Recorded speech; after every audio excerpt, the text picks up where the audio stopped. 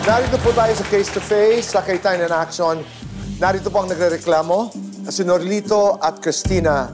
At ang kanilang inirereklamo, si Aling Lydia. Norlito, Cristina, Aling Lydia, Ate Pia, Kuya Alan. Medyo mabigat lang ang pagsasama natin ngayong araw na ito dahil malalim ang mga akusasyon sa mga nangyari sa buhay ni Kim, ng bata. Aling Lydia, itinatanggi nyo na may nangyari kay Kim at saka dun sa manugang mo. Opo. Pero posibleng may nangyari na hindi nyo alam. Minuminuto ba kasama nyo sila? Opo. Kayo nagsabi na ginagapang siya hating gabi, tas tulog na yung ibang tao. Kasi meron daw pong maliit na parang kwarto po si Kim. Pumupunta po daw yung lalaki sa kanya kapag tulog na daw po yung anak niya at saka po yung si lola niya. So, kung sakaling totoo naman yon, hindi naman ho katanggap-tanggap sa inyo, Opo. Sang-ayon po tayo na hindi naman dapat nangyayari sa bata yon. Opo. Pero ang paniniwala ninyo ay walang ganun na nangyari? Wala po. Hindi naman tayo huwes, hindi natin kayang husgahan yan ngayon. Opo. Pero nagkakaintindihan tayo na kung may ganap na ganon, yan ho ay child abuse. Opo. Ang parusa dyan ay child abuse sa pinakamataas na parusang pwedeng ibigay. Tsaka para sa kaalaman ng ating mga audience, nung ako ho'y nag-aaral pa lang ng law, tsaka I think si Alan, mas bata ho siya sa akin. Pag sinabing rape, yun ho ay nagkaroon ng sexual intercourse. Yung nagtalik ang isang lalaki at babae. Nagbago na ho yan ang batas natin. Pwede na nga magka-rape kahit na hindi babae at lalaki, no? At ang nadagdag pa sa rape, pero ito ngayon ay tinatawag na rape by sexual assault, yung ibang klase ng rape. At kasama dito yung may ilalagay na bagay dun sa ari ng babae, kasama yon. So lumawak na ang definisyon ng rape, no? Dati kasi, parang pag hindi nagtalik, tinatawag lang yun ng acts of lasciviousness. Hindi naman rape yun dahil nahawakan lang. Ngayon, pinalawak na yan at rape na rin yun. At dahil bata ang biktima, yung kaparusahan niya, yung pinakamabigat na kaparusahan under the child abuse law naman natin. At biktima din ho dito ang pamilya, ha? Dahil ang sakit na malaman ng isang ina, ng isang lola na naganon. So wag ho natin i-deny. Kung tingin natin baka posibleng nangyari, maghanap ho tayo ng solusyon. Pwede ho kaming makatulong sa paghanap ng solusyon. Maliwanag na kailangan ng tulong ng batang yan. We have to settle this for Kim. We have to deal with this for Kim, but we have to deal with this for all other Kims na dinadanas din ito. So I have a few questions lang. Aling Lydia, sinabi mo kanina, hindi ka naniniwalang may sexual abuse o yung manugang mo ay ginagalaw yung bata. May sinabi ka na parang pinaglalaruan din niya yung sarili niya? Tama po. Ang nakakita naman po kasi doon mananahi ko nung punta po ako sa mismo doon sa tirahan namin. Kasi nakaupo po si Kim doon sa isang makina. Sabi po nila, pinaglalaruan daw po yung sarili niyang pag-aari po. Naisip niyo po ba na maaring nagkakaganon dahil biktima nga siya ng sexual abuse? Hindi ko po alam. Kasi po nung nabubuhay po kasi yung nanay niya, madalas po kasi silang manood ng pelikulang panghapon, yung mga drama po. Tapos ginagaya-gaya niya po yun. Wala naman pong ganun sa drama. Pag sinabi niyo manood ng X-rated, ibang usapan Hindi ko po alam eh. Mahigpit naman ho ang MTRCB, di ba? TV ang sinasabi niyo? Opo. Sa TV ho, wala naman hong R-rated or X-rated doon. So yung mga drama po na yon, hindi po nanggaling doon yun. Yung hindi siya nagalaw at hindi nyo alam ay magkaiba yon. Kasi pag sinabi mong hindi totoo yon, ibig sabihin, yung sinasabi mo kanina, imposible kasi walang circumstance. Pero kung may circumstance na kahit 5 minuto napabayaan nyo siya na may kasamang iba, or meron upstairs, pinaakyat nyo at silang dalawa lang nandun, hindi mo sure na walang nangyari. As ate said, hindi kami nandito para humusga. Opo. Pero babalik na ako sa Norlito dahil ang hinahanap mo, hustisya. Criminal complaint to. Pagka kayo'y naagrabyado, sa kanyo na isipin kung paano yung panggastos, mag-complain muna kayo. Bakit? Norlito, Ang criminal case, hindi mo kailangan kumuha ng sarili mong abogado. At wala kang babayaran doon. Gastos meron, bayad wala. Anong ibig sabihin doon? Siyempre, yung gastos mong pumunta sa piskalya, pumunta sa pulis, siyempre kung may pinasirok sa'yo, siyempre pag pinapunta ka sa doktor para sa mag-medico legal. So, totoo naman yung fear mo na may gastos. Pero ibig sabihin yung may babayaran, so meaning, whether pumunta ka sa pulis, at usually, ate, ano to, no? Women's desk to, no?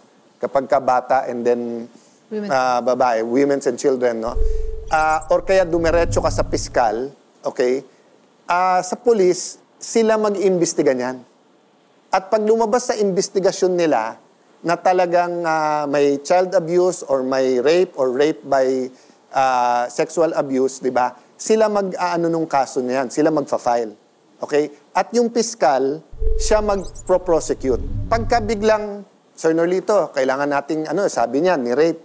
O makikita natin to sa medical legal kung totoo o hindi. So pag doon na may gastos, doon na tayo hingi ng ibang tulong.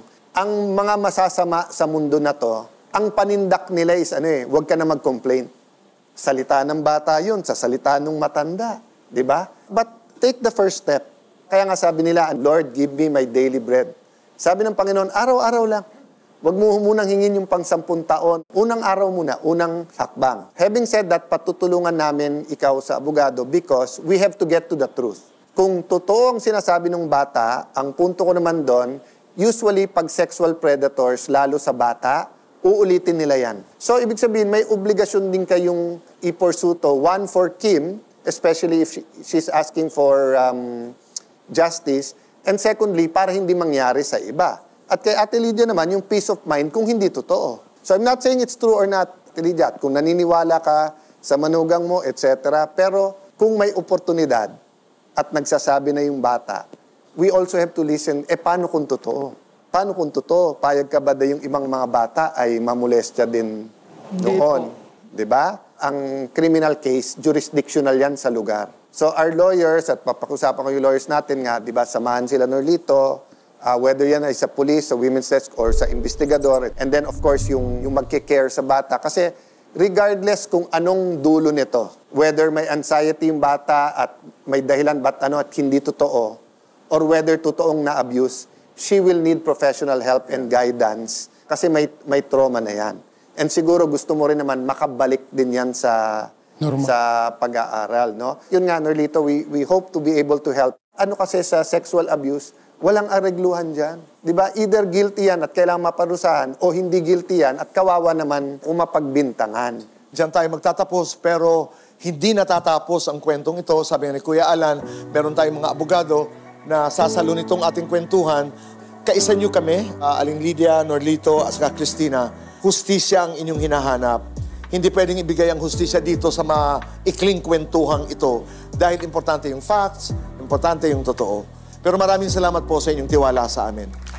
Sa ating pagbabalik po ay isang ina naman ang hihingi ng payong kapatid po tungkol sa kaniyang anak na nagtatrabaho po sa isang construction site na kuryente, naputulan po ng paa. Sino ho ba dito ang may pananagutan? Ano ho ba ang tama at mali dito sa pagkakataong ito? Malalaman ho natin ito sa payong kapatid sa pagbabalik po ng...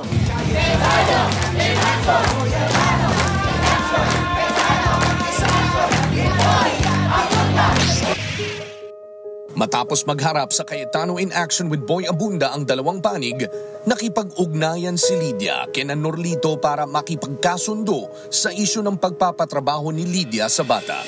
Matawag po si ate sa isang kaibigan namin para mapag-ariglo.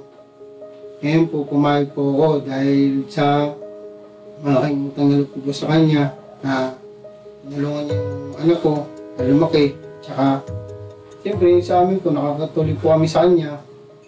Yun lang po yung gusto kong mangyari na magiging masaya siya, magiging maayos po yung pumayag na rin po ako. Dahil po sa naawa na rin po ako dahil niya, sabi nga niya, wala na nga daw siya trabaho. Tapos puro bibigyan pa daw siya ng problema.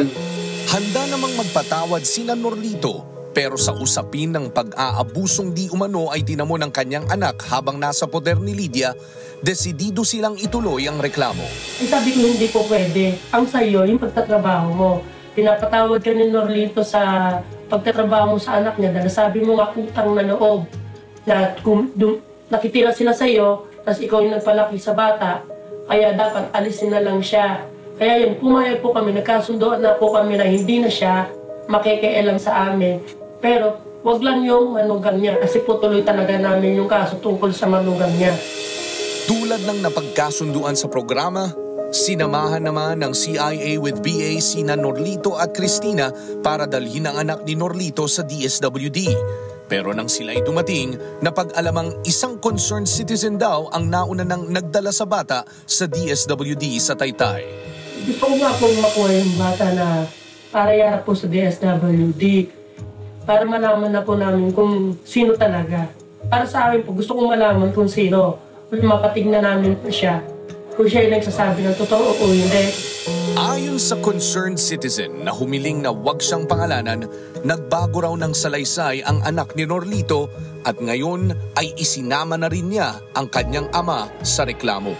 Bakit ba ako nandito? Bakit ba ako lumalaban? Para sa anak ko to eh. Tapos ganun ang gagawin nila sa akin. Gusto kong mapagaling yung bata, gusto kong mapag-aral, gusto kong maging maayos. Hindi para sa sarili ko lang. Hanggang kamatayan, ilalabang ko itong kasong ito. Patuloy na tututukan ng programa ang kasong ito upang masiguro na maprotektahan ang karapatan ng bata at magbigay liwanag sa mga isyong kinakaharap ng bawat panig.